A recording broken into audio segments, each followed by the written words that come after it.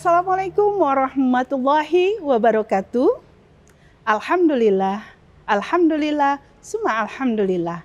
Salam sejahtera sahabat SCTV. Bahagia sekali bisa menyapa Anda dalam acara ini dan masih bersama saya Endah Mawarni dalam acara KUM, Kampus Unpam Mengaji. Informasi seputar pendidikan agama Islam dan pembelajaran mengaji Al-Quran. Baiklah, sebelum kita mulai acara ini, mari bersama-sama kita bacakan basmalah. Bismillahirrahmanirrahim.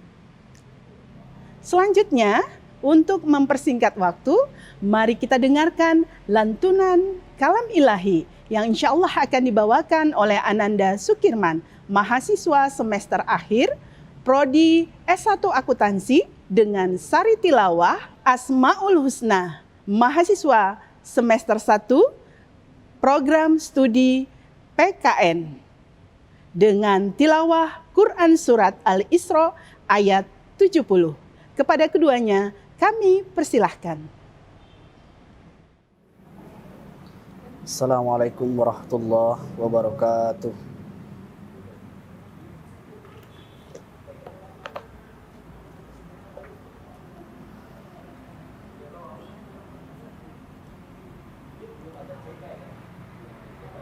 A'udzu billahi minasy syaithanir rajim.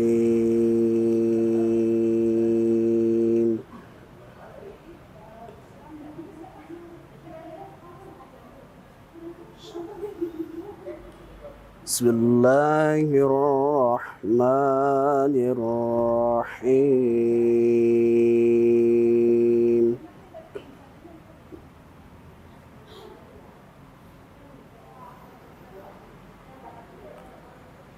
Walaqad karramna bani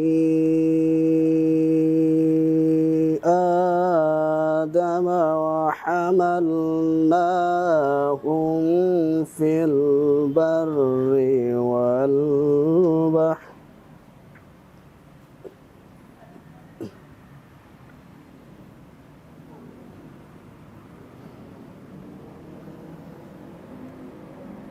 وحملناهم في البر والبحر ورزقناهم من الطيبات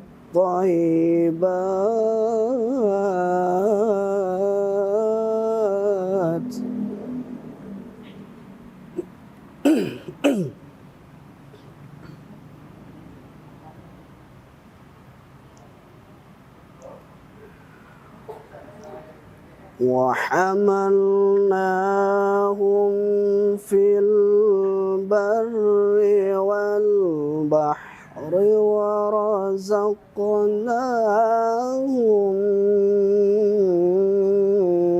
من الطيبات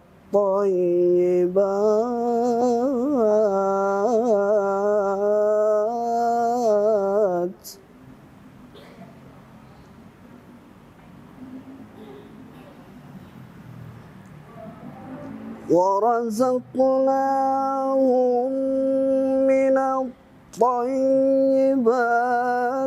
وفضلناهم على كثير ممن خلقنا تفضيلا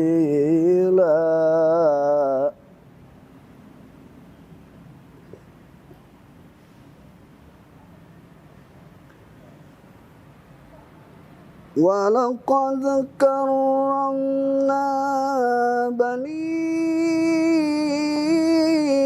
آدَمَ وَحَمَلْنَاهُمْ فِي الْبَرِّ وَالْبَحْرِ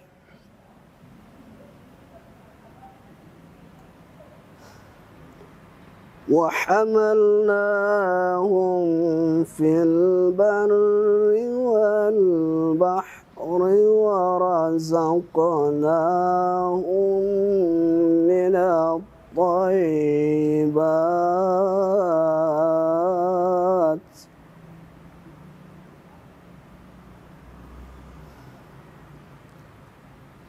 ورزقناهم من الطيبات وفضلناهم على كثير ممن خلقنا تفضيلا. Sadaqallahul azim. Assalamualaikum warahmatullahi wabarakatuh.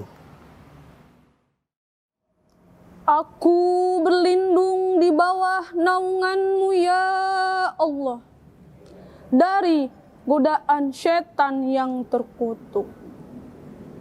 Dengan nama Allah yang Maha Pengasih lagi Maha Penyayang. Dan sungguh kami telah memuliakan anak cucu Adam, dan kami angkut mereka di darat dan di laut, dan kami beri mereka rezeki dari yang baik-baik, dan kami lebihkan mereka di atas banyak makhluk yang kami ciptakan dengan kelebihan yang sempurna. Maha benar Allah dengan segala firman-Nya. Alhamdulillah, Masya Allah, sudah kita dengarkan bersama-sama lantunan kalam ilahi yang disampaikan oleh Ananda Sukirman. Semoga kita yang mendengarkannya dan yang membacanya mendapat rahmat dari Allah Subhanahu wa Ta'ala. Selanjutnya, sahabat SCTV, mari kita dengarkan kembali lantunan Asmaul Husna yang akan dibawakan oleh tim Hadroh Universitas Pamulang. Kepada teman-teman, kami persilahkan.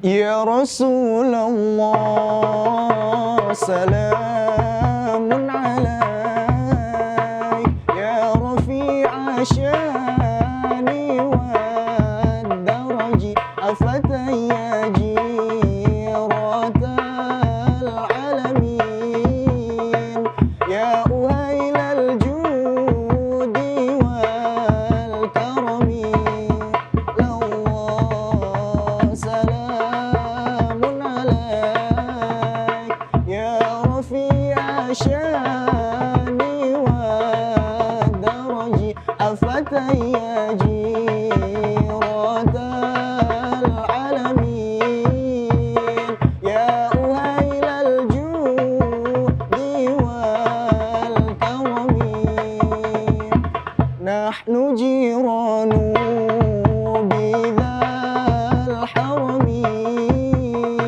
harami isani wa hasani, nahnu min qaumi bihi sakanu wa bihi min khawfihim aminu, ya Rasulullah, salamun alaik, ya rafi'a syani wa daraji, afataya jiratal alamin, ya uhailal judi wal karami. Sahabat SCTV yang mulia, telah hadir bersama kita semua dua narasumber hebat yang hari ini berkenan hadir bersama-sama kita untuk mengupas tuntas berbagai masalah seputar informasi pendidikan agama dan pembelajaran mengaji Al-Quran. Yuk kita dengarkan, kita sapa dulu keduanya. Assalamualaikum Ustazah Romena. Alhamdulillah. Alhamdulillah. Apa kabarnya? Alhamdulillah baik. Alhamdulillah, semoga baik, selalu dalam lindungan Allah Subhanahu wa Ta'ala. Sahabat SCTV, Ustazah Romenah adalah beliau dosen. Ya, saya akan berikan gambaran sedikit tentang Ibu Dr. Romenah, MA. Beliau adalah dosen agama di Prodi Manajemen. Kemudian beliau itu adalah aktivis Majelis Taklim, juga mengajar di sekolah Islam swasta, dan masih sebagai ibu rumah tangga yang luar biasa. Hari ini kita akan bersama beliau mengupas beberapa hal tentang konsep hukum Islam. S1 beliau di Syarif Hidayatullah, S2 di IIKI Jakarta, dan S3 di UIN Syarif Hidayatullah. Baik, untuk narasumber kedua telah hadir bersama kita Ustadz Lukman Hakim MA. Beliau adalah tenaga ahli MPR RI, juga dosen agama di Prodi Pendidikan Ekonomi dan di berbagai universitas swasta yang ada di Jakarta. Ustadz Lukman Hakim, apa kabar? Baik, alhamdulillah. Alhamdulillah, semoga sehat selalu ya Ustadz. Amin. Alhamdulillah. Baik, selamat bergabung Ustadz dan Ustazah. Kita akan mengupas lebih dalam lagi tentang konsep hukum Islam, HAM, dan demokrasi.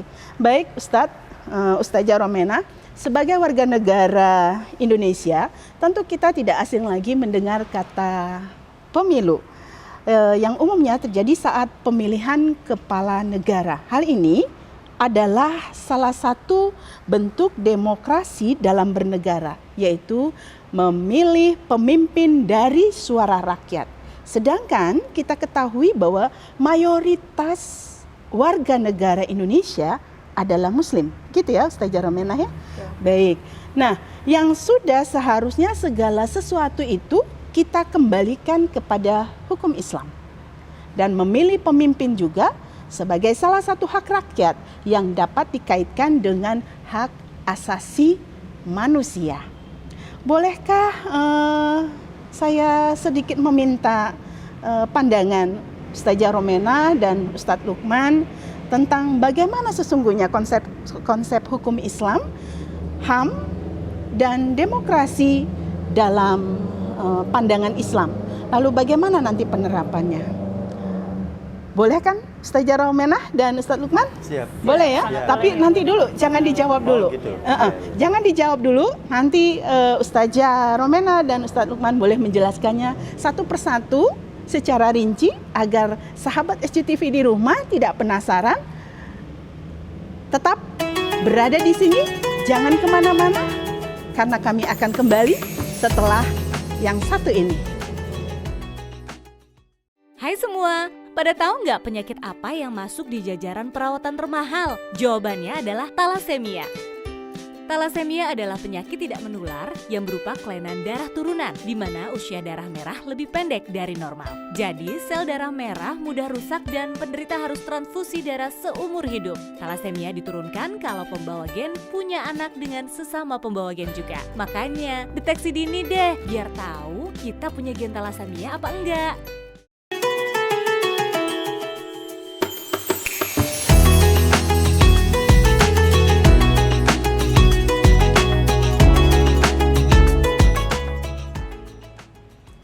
Kembali bersama saya, Endah Mawarni, dalam acara KUM, Kampus Unpam Mengaji, yang berisi informasi seputar pendidikan agama Islam dan pembelajaran mengaji Al-Quran. Baik, kita akan masuk pada sesi berikutnya. Saya akan kembali bertanya kepada Ustadz Lukman Hakim dan Ustazah Romenah tentang hal-hal seputar tentang konsep hukum Islam, HAM, dan demokrasi yang dilihat dalam sudut pandang Islam. Baik, kita mulai dengan Ustazah Romenah, dosen agama pada Prodi Akuntansi. Ustazah Romenah, tadi kita sempat bercerita tentang konsep hukum Islam. Dapatkah Ustazah Romenah yang baik hatinya menjelaskan bagaimana sebenarnya konsep hukum Islam yang harus kita ketahui bersama-sama. Silakan Ustazah. Baik, terima kasih Bunda atas waktunya. Bismillahirrahmanirrahim. Hamdan wa syukranillah. Salatan wa salaman ala rasulillah, amma ba'd. Di sini saya akan menjelaskan tentang hukum Islam itu sendiri ya. Hukum Islam adalah hukum yang ditetapkan oleh Allah Subhanahu wa taala melalui wahyunya. Yang kini terdapat dalam kitab suci Al-Qur'an yang kita ketahui sama-sama, dan juga dalam hadis Nabi besar kita Muhammad sallallahu alaihi wasallam yang sekarang itu sudah banyak dalam kitab-kitab hadis. Di sini dalam hukum Islam itu sendiri ada perbedaan pendapat para ulama. Ulama fikih dan ulama usul fikih itu berbeda pendapat karena sesuai dengan sudut pandang mereka masing-masing. Ulama fikih berpendapat bahwa di sini hukum Islam itu adalah hukum yang ditimbulkan oleh tuntutan, ya, yaitu seperti misalnya wajib, haram, sunnah, makruh dan mubah, itu ya. Sedangkan menurut ulama usul fikih, hukum itu adalah dalil itu sendiri, Bun. Ya. Mereka membagi menjadi dua bagian besar dari hukum ini. Ada hukum taklifi dan juga ada hukum wad'i, ya. Hukum taklifi di sini adalah seperti tadi ulama fikih adalah wajib, sunnah, haram, makruh, mubah. Ya. Sedangkan hukum wad'i itu sendiri ada di sini ada 5 macam. Seperti sebab, syarat, mani, sah dan batal, tuh ya. Masyarakat Indonesia itu sendiri selain memakai istilah hukum Islam juga menggunakan istilah lain, Bun, ya, seperti syariat Islam, ya, seperti itu, ya. Mungkin seperti itu, Bun. Baik, berkaitan dengan hukum tadi, Ustazah Romena, lalu apa sumber hukum Islam itu sendiri? Oh ya.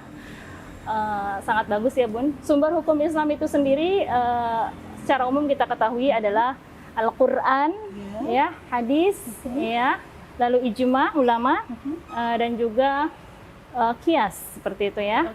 Ketika ada ketentuan hukum yang kita tidak temukan di dalam Al-Qur'an, maka kita mencarinya dalam hadis Nabi. Ya, ada penjelasannya di sana. Nah, ketika dalam Al-Qur'an dan hadis Nabi juga tidak ada penjelasannya, seiring dengan kemajuan dan perkembangan zaman, maka kita menggunakan ijma ulama, seperti itu. Lalu apa tujuan hukum Islam itu sendiri, Ustazah Romena? Secara umum tujuan hukum Islam itu adalah kemaslahatan, bukan kemadaratan bersama, seperti itu, Bu.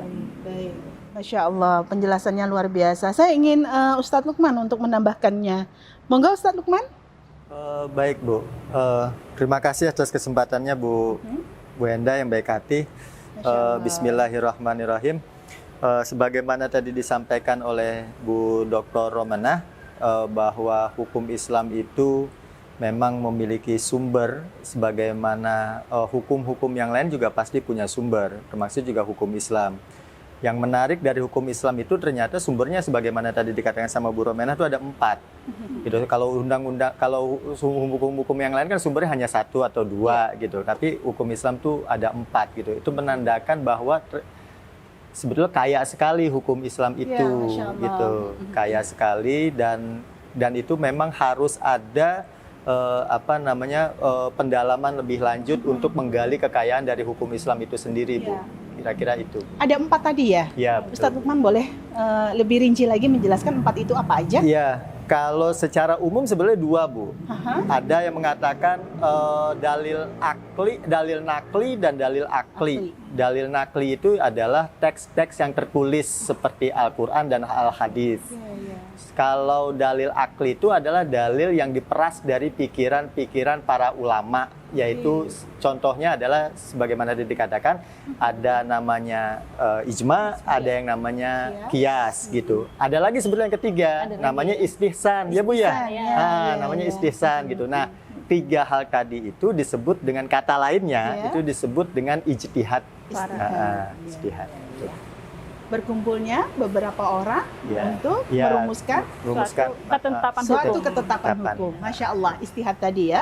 Lalu yang melakukannya disebut mustahid tadi ya. Mustahid, betul. Masya Allah. Ini masih berkaitan dengan konsep hukum Islam, kita merujuk kepada tentang hak asasi manusia. Tadi sempat di keceplosan tadi ya, saya sempat menanyakan ya tentang ini berkaitan dengan hak asasi manusia. Iya. Bagaimana ini Ustazah Romena menyikapi tentang hak asasi manusia yang dilihat dari kacamata Islam itu sendiri? Monggo Ustazah Romena. Ya, terima kasih Bunda. Enggak, silakan. Hak asasi manusia dalam perspektif Islam itu kan sesungguhnya Islam itu sangat menghargai ya, menghormati hak hidup seseorang, hak kesempatan untuk seseorang ya untuk melakukan segala sesuatu ya. Makanya kalau HAM itu dikaitkan dengan Islam sungguh luar biasa. Memang Islam itu menjunjung tinggi hak asasi manusia seperti itu ya. Rasulullah pun mencontohkan seperti itu ya Bunda. Ya. Jadi hak asasi manusia di sini kalau kita lihat menurut Barat dan pandangan Islam itu memang berbeda ya Bun ya. Sangat-sangat ya. Sangat berbeda. Kalau menurut pandangan Barat itu kan antroposentris ya Bun ya. Jadi bersumber kepada manusianya itu sendiri ya. Sedangkan kalau menurut Islam ya teosentris ya seperti itu. Jadi itu adalah hak mutlak atau kekuasaan dari Tuhan, dari Allah Subhanahu wa taala seperti itu. Mungkin nanti lebih jelasnya kita dengarkan tanggapan dari Ustadz Lukman gitu Bun. Setuju. Ya. Ini pakarnya ini baik. Saya akan meminta dengan sedikit memaksa Ustadz Lukman untuk menambahkan tadi tentang hak asasi manusia. Ya, monggo. Tafadhol Ustadz. Makasih Bu Enda.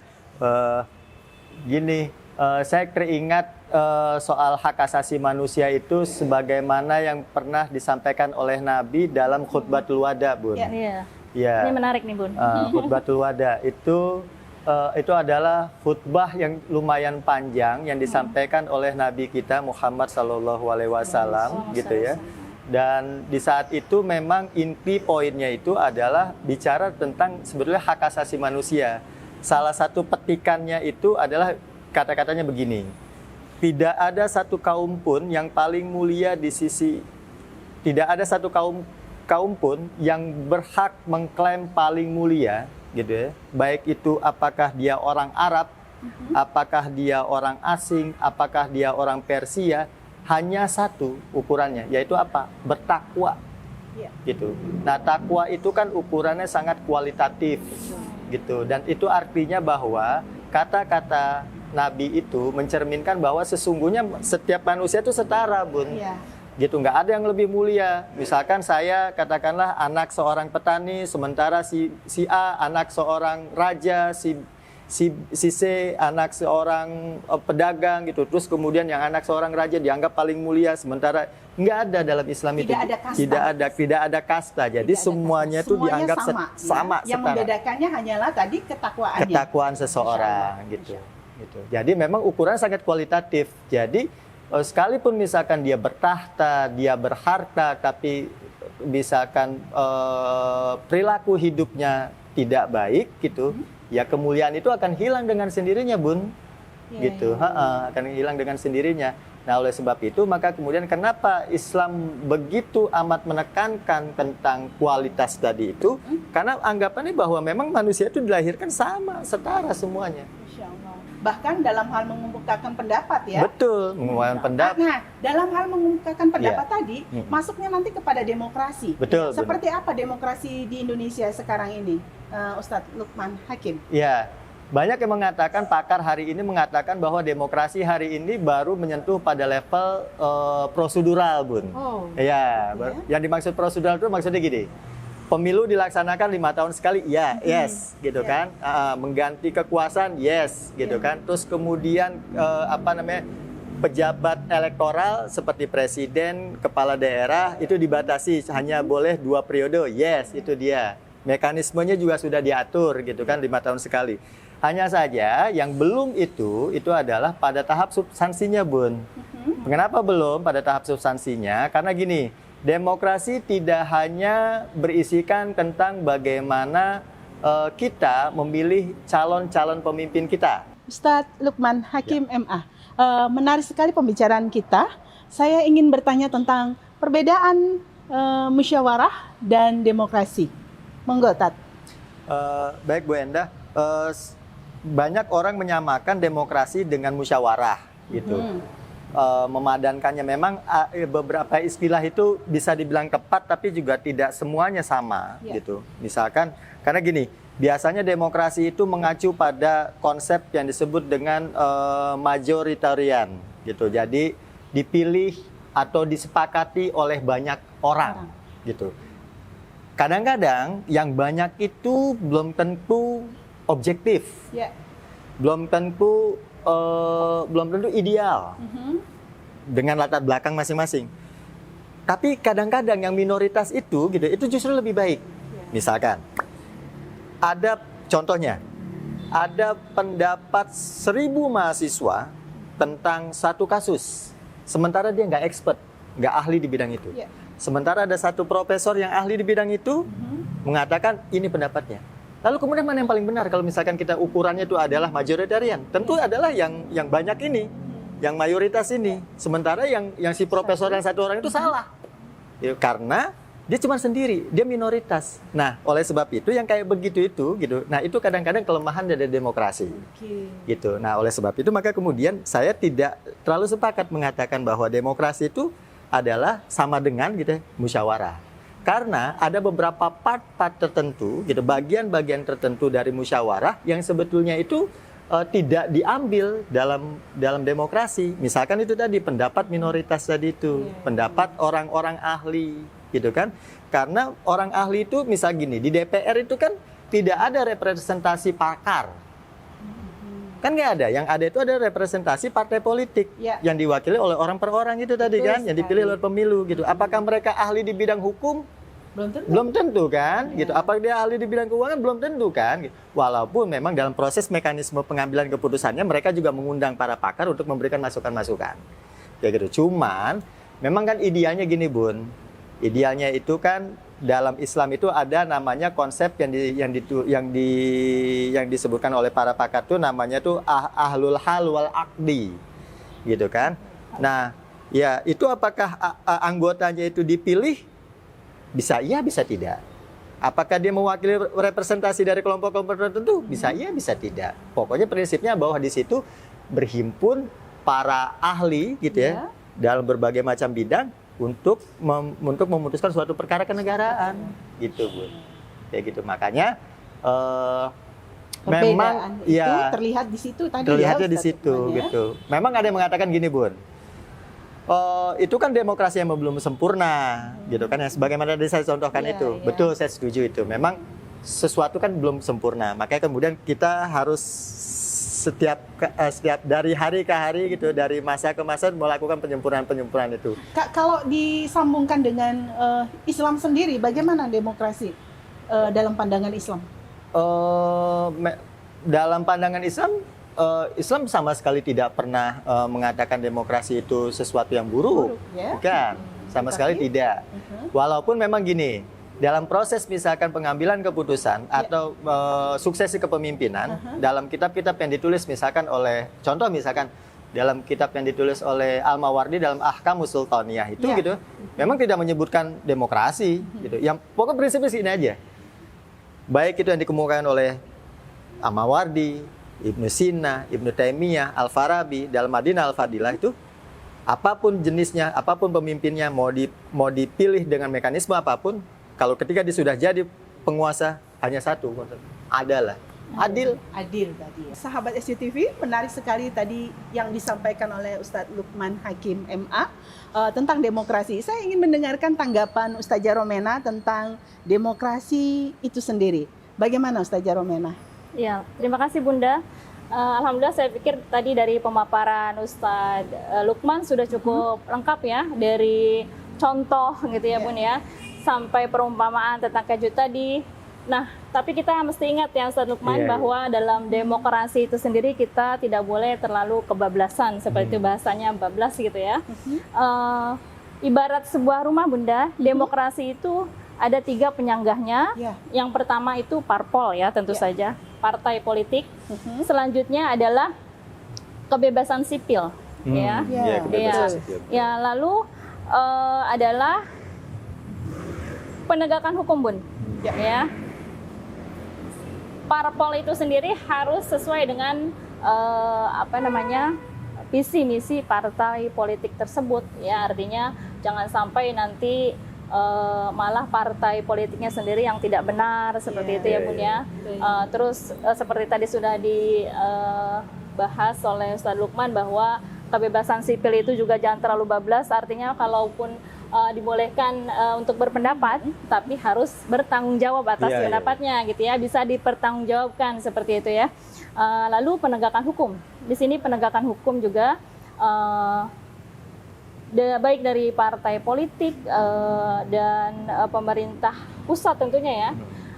Tidak boleh ada yang kebal hukum gitu Bun. Iya. Sekarang Tajam kan betul ke bawah, tumpul ke ke atas. atas. Nah, Masya seperti Allah. itu. Mungkin itu sedikit Bun Baik. penambahan dari saya. Baik, Alhamdulillah, Masya Allah. Sahabat SCTV, banyak sekali hal-hal menarik yang kita dapat hari ini yang telah dipaparkan langsung oleh dua narasumber hebat, yaitu Ustadz Lukman Hakim dan Ustazah Romenah.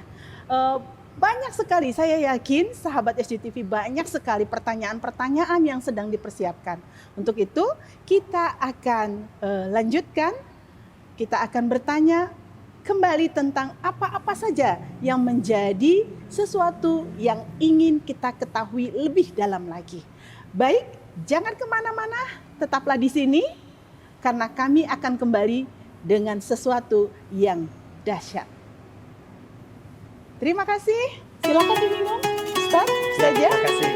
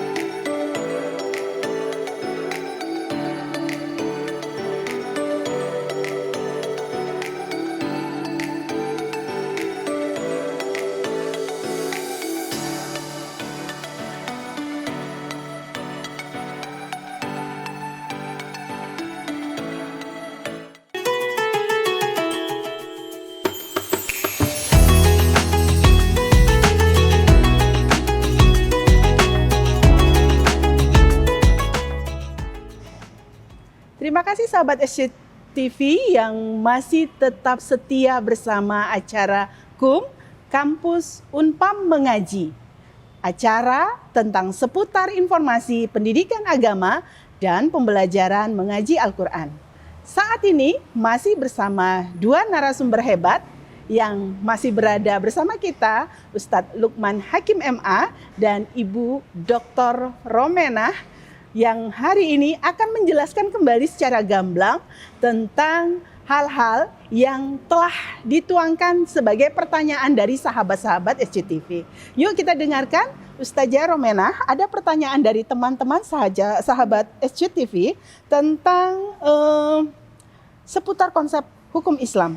Jika kita melihat mayoritas masyarakat di Indonesia adalah Muslim, sudah sepantasnya lah hukum Islam dapat diterapkan di Indonesia.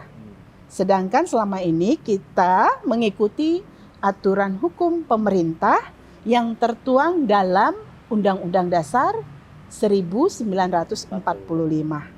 Nah, menurut Ustazah Romenah, apakah Undang-Undang Dasar 45 ini sudah sesuai dengan hukum Islam? Iya. Monggo. Baik, terima kasih Bunda atas pertanyaannya. Islam sebagai agama mayoritas di Indonesia tentunya sangat berpengaruh ya, berpengaruh sekali dalam pandangan hidup bangsa ini ya, di sepanjang sejarah, bahkan dalam bidang hukum ini ya, tentu saja dalam bidang hukum. Walaupun secara eksplisit tidak termaktub, tidak secara tertulis Bun, ya kita tidak menggunakan hukum Islam sebagai sumber hukum kita di negara ini, karena memang negara kita majemuk kan, Iya. tidak memungkinkan untuk menggunakan seluruhnya hukum Islam gitu Bun. Karena Tapi banyak banyak agamanya ya. agama ya, agama yang berbeda-beda, Iya. tidak mungkin kita menggunakan hukum Islam gitu ya. Namun demikian dalam Undang-Undang Dasar 1945, tepatnya dalam dekret Presiden, jadi secara implisit itu esensinya aturan atau hukum Islam itu sudah tertuang Bun. Jadi apapun yang kita hukum apapun dalam negara kita itu tidak terlepas dari hukum Islam ya. Nanti untuk lebih jelasnya mungkin Iya. kita serahkan ke pakar nih. So, ya. saya sudah Ya, dari tadi ini betul. menyasar Ustadz Lukman Hakim Saya hanya nih. dasarnya saja Bun ya. Nanti Bagaimana ini silakan, tentang Bun. Undang-Undang Dasar 45 dengan konsep hukum Islam itu sendiri? Monggo, Ustadz Lukman. Makasih Bun. Saya teringat ada Profesor Fazlur Rahman dalam bukunya dia menulis judulnya itu metodologi Islamic Methodology in History. Sudah diterjemahkan buku itu, terjemahan itu kalau nggak salah judulnya itu Membuka Pintu Ijtihad. Itu buku lama sebetulnya gitu. Fazlur Rahman tuh dalam salah satu pembahasan dia dikatakan begini, yang disebut dengan hukum Islam itu tidak melulu harus bajunya dibajukan gitu loh Bun, gitu, tidak harus diletakkan di kotaknya tersendiri, biarkan saja substansinya, esensinya yang bergerak gitu loh Bun, Ya. gitu. Mau perkara dia masuknya di cover dengan undang-undang yang mana kayak gitu, hukum positif manapun atau hukum adat manapun gitu, sejauh hukum tersebut adalah memberikan dampak keadilan bagi masyarakat gitu ya, kata Pak Zurrahman itu Islami. Iya. Gitu. Jadi Gitu tidak ya, Bun, ya? menyimpang ya, Betul. Nggak sepanjang tidak menyimpang dari koridor. Ya, sejauh tidak menyimpang Islam itu dengan sendiri Al-Quran ya. dan hadis, ya itu sudah hukum Islam. Sebenarnya juga gini Bun, saya ingin katakan lagi begini juga. Sebetulnya Indonesia itu sudah menerapkan hukum Islam. Oh ya? Langsung atau itu tidak langsung? Contohnya? Yang langsung dulu nih. Aha. Nah, yang langsung ini. Tahun 70-an Iya. itu terbitlah satu undang-undang, judulnya adalah Undang-Undang Perkawinan. Jelas itu isinya itu adalah hukum Islam Bun. Gitu. Jelas banget itu hukum Islam itu bunyinya. Kedua, soal bank muamalah. Ya. Gitu kan, dibentuk bank muamalah itu jelas hukum Islam Bun.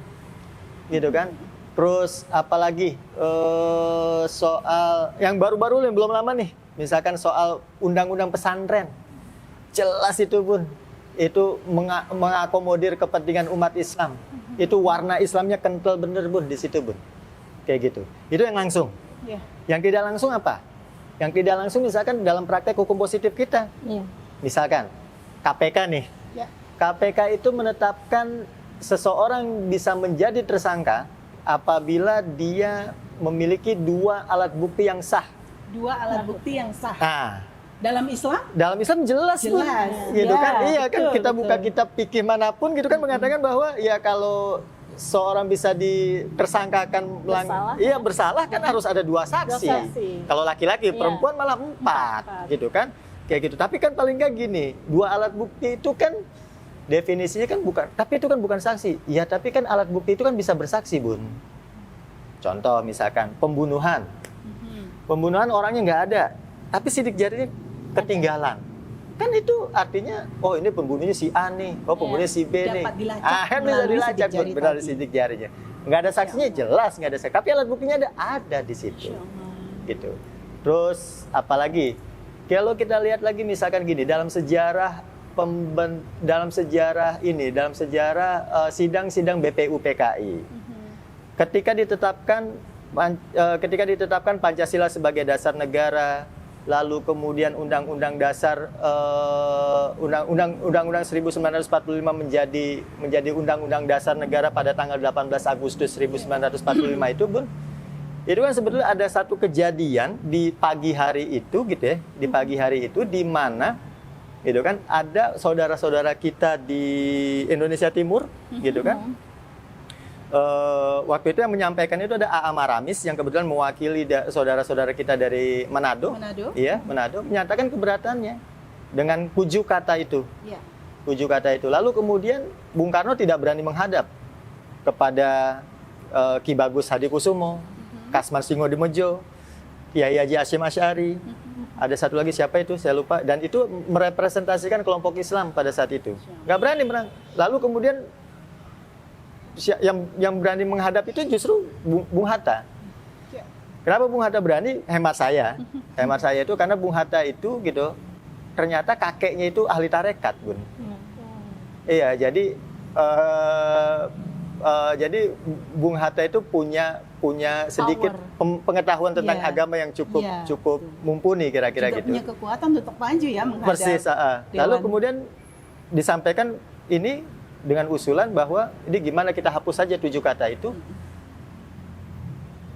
Ki Hadi Bagus Kusumo kalau nggak salah yang kemudian bilang begini, ya sudah kalau begitu ganti saja, gitu kan 7 kata itu dengan ketuhanan yang Maha Esa. Everybody happy, mewakili semua umat. Masya Allah. Jelas itu Islami banget. Dalilnya kalau ditanyakan apa gitu, kalau kita mau tarik dalilnya Bun gitu. Qul huwallahu ahad. Gitu kan. Katakanlah bahwa Allah itu adalah Tuhan yang Maha Esa, jelas. Gitu kan. Dan kemudian dalam pembukaan Undang-Undang Dasar 1945 kan tidak diganti, Bun. Berkat rahmat Allah yang Maha Kuasa. Kan kata-kata Allah itu tetap tidak diganti. Itu kan jelas merepresentasikan umat Islam, Bun. Masya Allah. Ustadz Lukman, saya ingin bertanya lagi ini terkait dengan HAM. Kan kita sering mendengar orang membela diri dari kesalahan dengan mengatasnamakan itu bagian dari hak asasi manusia. Betul. Bagaimana pendapat dan pandangan Ustadz Lukman tentang hal ini? Ya, itu gini, Bun. Itu kaitannya sebenarnya kan salah satu syarat terciptanya demokrasi itu adalah apabila ada jaminan kebebasan masyarakat sebagai yang tadi dikatakan oleh Bu Rom tadi soal kebebasan sipil ya, Bun ya. Gitu. Kebebasan sipil itu dijamin, Bun. Maksudnya dijamin itu bahwa orang berhak mengungkapkan pendapatnya sejauh dia bertanggung jawab. Ada seorang filsuf namanya Jürgen Habermas mengatakan gini, demokrasi oke, tapi demokrasi yang dimaksud adalah demokrasi deliberatif. Yang dimaksud demokrasi deliberatif itu apa? Demokrasi tadi, bahasa lainnya itu adalah demokrasi yang tadi Burung katakan, demokrasi yang tidak kebablasan. Gitu. Jadi orang nggak boleh, gitu kan, nggak boleh kita mengatasnamakan atas kebebasan berdemokrasi, mengungkapkan pendapat. Justru yang terjadi malah gini, Bun. Itu kata Bung Hatta. Bung Hatta itu yang dikutip dalam bukunya Yudi Latif itu justru itu yang disebut kebebasan yang tanpa batasan, tanpa koridor hukum itu namanya anarki, Bun. Anarki. Iya, anarki. Contoh kasus yang paling ekstrim itu apa? Fir'aun itu, Bun. Iya, kalau dalam kita meminjam bahasa agama, Bun ya, itu bahasa yang paling ekstrim itu adalah Fir'aun itu tuh, contoh paling konkretnya. Kenapa begitu? Karena Fir'aun itu bebas betul. Dia berkuasa. Siapa yang bisa mengalahkan kekuasaan dia? Gitu kan? Dia sendiri saking sangat berkuasanya, saking bebasnya dia mengatakan ana rabbukumul a'la. Saya adalah Tuhanmu sekalian. Itu. Saking bebas itu, Bu. Gitu. Kan kita nggak pengen lah ya demokrasi seperti itu gitu, Bu. Maksud saya gini, yang lain itu demokrasi buat saya masih ya bebasnya masih kebatas lah dibandingin Firaun itu. Gitu. Iya. Ustazah Romena, kembali lagi kepada Ustazah Romena terkait dengan penjelasan demokrasi tadi yang dilihat dari kacamata Islam ya. Di Indonesia kita kan sudah rutin melaksanakan pemilu tadi, pilkada, ya. Namun terkadang kita melihat banyak sekali cara para calon pejabat mendapatkan kursi jabatan yang diinginkannya dengan cara-cara yang tidak tepat. Banyak sekali contohnya seperti serangan fajar, ada juga istilah jual beli suara dan lain-lain. Bagaimana pandangan Ustazah Romena tentang hal ini? Sahabat SCTV, mari kita simak apa yang akan disampaikan Ustazah Romena. Ya, terima kasih banyak, Bun. Ini sangat menarik ya. Memang di Indonesia khususnya ya, ketika khususnya di Indonesia ya. Iya, menurut hemat saya, ketika menjelang pemilu itu ada istilah-istilah itu yang mencuat ya, serangan fajar. Nah itu istilah yang digunakan untuk money politik gitu ya, Bun ya. Jadi bagaimana kontestan ini ya biasanya melalui tim sukses gitu ya, memberikan dalam bentuk entah itu dalam bentuk uang ataupun barang. Nah, itu disebut kalau di kita nih, kenapa serangan fajar? Biasanya itu datangnya pagi hari, Bun ya. Jadi diberikan sejumlah uang ketika akan hendak ke TPS. Nah, itu menuntun si pemilih untuk memilih salah satu pasangan tersebut, gitu ya, Bu. Iya, benar, Ustaz ya. Jadi itu serangan fajar biasanya istilah yang digunakan ya. Nah, itu pun masih belum selesai ya. Jadi ketika akan pemilihan atau pemilu kada tadi,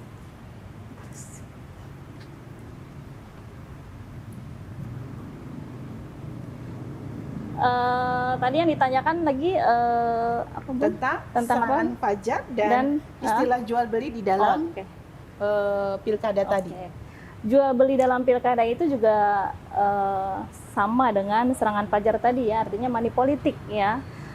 Ketika itu dia mengarah kepada suap gitu ya, maka tadi kan ditanyakan bagaimana pandangan Islam ya. Ketika itu dikaitkan dengan suap menyuap memang ya seperti itu. Nah itu jelas diharamkan dalam Islam ya.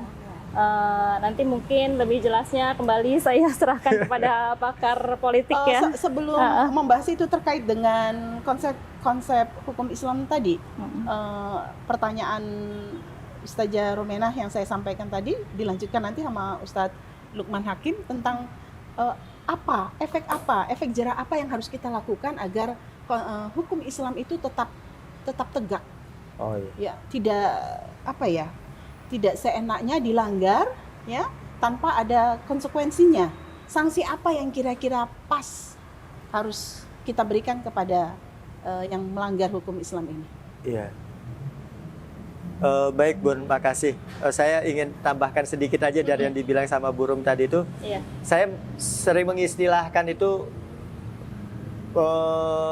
apa itu namanya soal yang tadi ya money politik. Ya, money politik, Iya, serangan ada fajar, lagi malah ya. sebutnya bukan itu malah Bun. Iya. Sedekah massal. Oh, Benar Bun, sedekah massal. Sedekah massal. Iya. Yang dilakukan oleh seluruh Si caleg-caleg itu, calon-calon tadi. iya dia sedekah. Masya Allah. Itu istilahnya. Sebenarnya apakah ada sisi positif, ada sisi negatif? Bahasanya mengutip dengan kata sedekah Iya massal kan, itu. kan jual beli itu kan istilah agama Bun gitu, tapi digunakan untuk sesuatu yang mohon maaf ya itu kan pejoratif lah, kurang baik gitu loh Bun gitu. Kalau Tapi bagaimana Ustaz Lukman? Kalau itu niatnya memang untuk sedekah, bagaimana? ya kalau sedekah kan sederhananya gini Bun, yang dilakukan sama Nabi itu kan ya sudah dia memberikan sesuatu ya biar Allah nanti yang kemudian kasih ganjaran. tidak mengharapkan Tidak kembali. mengharapkan sesuatu. Yang menerimanya apakah sah-sah saja? Kalau buat saya menerima sah-sah saja. Sejauh memang itu didefinisikan bahwa itu adalah sedekah. Tapi kan juga gini, buat saya itu kadang-kadang, ini pengalaman saya Bun. Pengalaman saya itu bukan ini, pengalaman saya dulu saya pernah jadi anggota KPU. Gitu. Para caleg-caleg itu ngobrol sama saya justru kenapa dia pada akhirnya itu melakukan money politik itu Bun? Karena memang dipaksa sama audiennya. Cuman begini doang nih. Nggak ada uang sakunya nih, nggak ada sejadah yang ditinggalin nih, nggak ada mukenanya nih, nggak ada kudungannya nih. Dipaksa Bu, dipaksa gitu. Jadi sebetulnya tuh bukan cuman kalau saya mau adil ya, pandangannya perspektifnya harus adil gitu. Buat saya tidak bisa kemudian kesalahan itu ditimpahkan begitu saja gitu kepada si Calegnya tadi. atau kepada calon kepala daerah. Penerimanya pun juga bisa disalahkan. Karena apa? Karena memang dia juga memaksa. Tapi tidak semua dong. Memang, saya setuju. Ya. Tidak semuanya Tidak iya. semua. Tidak semua iya gitu. Dan juga tidak semua caleg juga begitu. Ya. Gitu.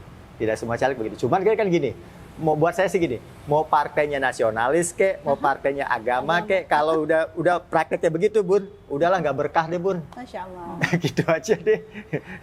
Nggak berkah deh. Terus kira-kira apa yang harus kita lakukan supaya bisa menimbulkan efek jerah Buat itu ya Bun. buat Kalau Muslim yang melanggar ya hukum buat Islam melanggar tadi? itu ada satu kejadian buat saya yang buat saya itu ini ya baru-baru ini yang agak cukup sedikit mengerikan gitu Bun ya.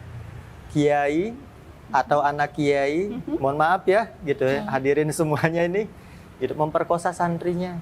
Innalillahi wa inna. Ya kan, itu ya Allah, ya sedih banget gitu ya. Iya. Nontonnya aja saya malu, Bun, Iya. gitu. Apalagi seorang yang punya status sosial yang cukup baik, gitu. Bagaimana membuat efek jerahnya? Apakah hukuman mati pantas? Kalau buat saya hukuman mati untuk si pelaku selesai. Tapi apakah Korbannya? tapi korbannya gimana? Bukankah seseorang itu punya kesempatan untuk bertobat? Lalu kalau misalkan dia divonis mati, apakah kita punya hak untuk misalkan menghabisi nyawa seseorang? Iya. Kan enggak juga, Bun. Gitu. Tapi bahwa kelakuannya, mohon maaf ya, Bun ya, ya burung ya, bejat banget, Bun. Gitu kan, santri sekian belas santri, sekian orang santri yang umurnya masih panjang, punya masa depan yang masih sangat baik. Jadi sepakatkah Ustadz Lukman Apa itu? kalau diberi hukuman mati atau kebiri? Saya sih setuju kebiri, Bun. Gitu. Insya Allah. Kalau hukum mati Sudah cukup ya, artinya udah cukup lah. pertanggungjawabnya di akhirat saja. Iya, biarkan. Tapi di dunia Tapi artinya kan bahwa dia punya kesempatan untuk betul, taubat. bertobat gitu loh, Bun. Kayak gitu. Masya Allah. Kalau bercerita tentang konsep hukum Islam, sahabat SCTV, terlalu panjang pokok bahasan ini. Kita kembalikan lagi kepada Allah, Sang Ya. Maha Pemutus. Baik, Ustadz Lukman Hakim MA dan Ibu Dr. Romenah MA, hari ini bahagia sekali kita ditemani di acara yang kesayangan kita bersama, yang selalu ditunggu-tunggu oleh sahabat SCTV. Banyak sekali manfaat, ilmu-ilmu yang bisa kita petik di dalamnya. Semoga ulasan tadi, paparan dari kedua narasumber kita bisa menambah wawasan kita untuk bisa semakin lebih baik lagi berada di lingkungan masyarakat tentunya. Alhamdulillah, semoga menjadi oleh-oleh terbaik. Amin.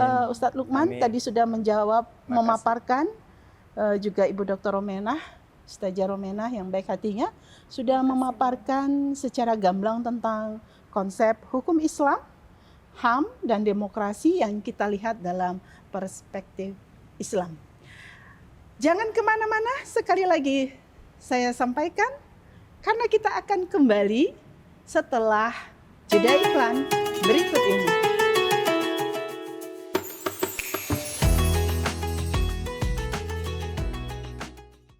Hai semua, pada tahu nggak penyakit apa yang masuk di jajaran perawatan termahal? Jawabannya adalah talasemia.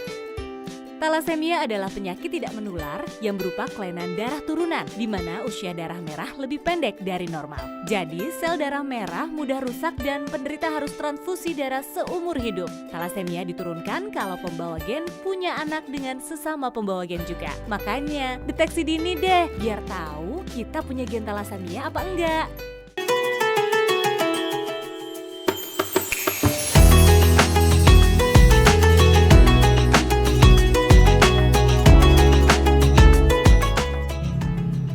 Sahabat SCTV yang dirahmati Allah, masih bersama saya Endah Mawarni dalam acara KUM, Kampus Unpam Mengaji.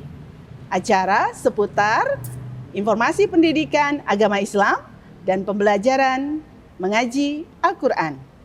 Alhamdulillah, tadi sudah kita dengarkan pemaparan yang sangat gamblang dan lugas dari kedua narasumber kita yang telah menjelaskan dan telah menjawab semua pertanyaan-pertanyaan yang berkaitan dengan konsep hukum Islam, HAM, dan demokrasi. Nah, mari sama-sama kita dengarkan closing statement dari keduanya. Pertama, saya akan meminta dengan segenap hati Ustazah Romenah untuk memberikan closing statement-nya. Monggo. Baik Bunda, terima kasih. Perlu kita ingat bahwa hukum Islam adalah itu hukum yang ditentukan oleh Allah Subhanahu wa Ta'ala melalui wahyunya yang sekarang kita sebut dengan Al-Quran dan juga hadis Nabi. Jadi sumber hukum Islam itu kita titik beratkan ada tadi Al-Quran, Ya. Sunnah, ya, ijma dan qiyas ya. Dan ditambah tadi oleh Ustadz bahwa ada istisang juga ya. Selanjutnya hak asasi manusia itu dalam Islam bahwa Islam itu mengajurkan umatnya untuk saling menghormati, saling menghargai, itu dari hak asasi manusia, karena memang itu hak yang bersifat kodrati ya, dari Allah Subhanahu wa taala.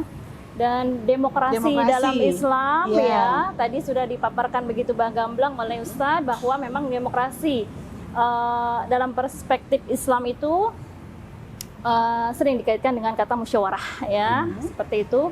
Namun ada perbedaan dari demokrasi dan musyawarah, nanti mungkin itu saja Bunda yang dapat saya sampaikan. Saya ingin terima kasih Ustazah Romiana. Saya ingin langsung closing statement dari Ustadz Lukman Hakim MA. Monggo Ustadz. Makasih banyak Bun. Pemirsa SJTV yang saya hormati, saya banggakan. Hukum, HAM, dan demokrasi itu seperti seperti satu jaringan atau seperti mata rantai yang nggak bisa dipisah satu sama lain Bun. Dia mengait satu dengan lainnya. Demokrasi tidak akan pernah tercipta kalau tidak ada yang namanya kebebasan sipil di situ, atau jaminan bahwa setiap individu memiliki haknya untuk menyatakan pendapat, hak untuk hidup, diakui kepemilikannya, memiliki kesempatan untuk berusaha dan lain sebagainya. Nah, itu semuanya demokrasi dan HAM itu gitu akan tumbuh subur apabila kemudian ada hukum yang menguatkannya, diikat dengan hukum di situ. Semakin hukumnya terbuka, terus kemudian dalam proses pembuatannya itu melibatkan partisipasi publik, maka percaya sama saya deh, demokrasinya akan lebih baik. Masya Allah. Gitu. Kalau demokrasinya baik, sudah barang tentu pelaksanaan hak asasi manusianya juga akan baik juga. Kita menginginkan seperti itu kira-kira. Harapan kita bersama ya. Harapan kita bersama untuk negeri kita. Untuk negeri kita. Negeri Indonesia. Iya, baldatun thayyibatun. Masya Allah. Masya Allah. Alhamdulillah, closing statement yang sangat menarik. Sahabat SJTV yang dirahmati Allah. Kita sudah dengarkan bersama-sama closing statement yang disampaikan oleh keduanya, Ustadz Lukman Hakim MA dengan Ustazah Dr. Romenah MA yang saat ini sudah berkenan hadir untuk berbagi ilmunya kepada kita semua. Semoga ini menjadi keberkahan untuk keduanya dan menjadi oleh-oleh terbaik untuk kita semua. Baiklah, sahabat SJTV, rasanya enggan untuk berpisah, tetapi harus kami sampaikan, acara talkshow ini sangat membuat kita bahagia karena berjumpa dengan orang-orang hebat dan ditonton oleh sahabat SJTV yang luar biasa. Semoga informasi yang kami berikan dapat bermanfaat untuk kita semua dan senantiasa mendapatkan ridho dan keberkahan dari Allah Subhanahu wa taala. Sahabat SJTV, jangan lupa untuk terus saksikan program kesayangan kita bersama, Kampus Unpam Mengaji, di episode berikutnya dengan tema yang berbeda, dengan waktu dan narasumber yang tentunya tidak kalah menarik dari hari ini. Sebelum kita tutup acara ini, mari sama-sama kita membaca doa kafaratul majlis bersama-sama. Bismillahirrahmanirrahim. Subhanakallahumma wa bihamdika asyhadu an la ilaha illa anta astaghfiruka wa atubu ilaik. Akhir kata, saya Endah Mawarni pamit undur diri. Mohon maaf lahir batin. Sampai bertemu di episode selanjutnya. Wassalamualaikum warahmatullahi wabarakatuh.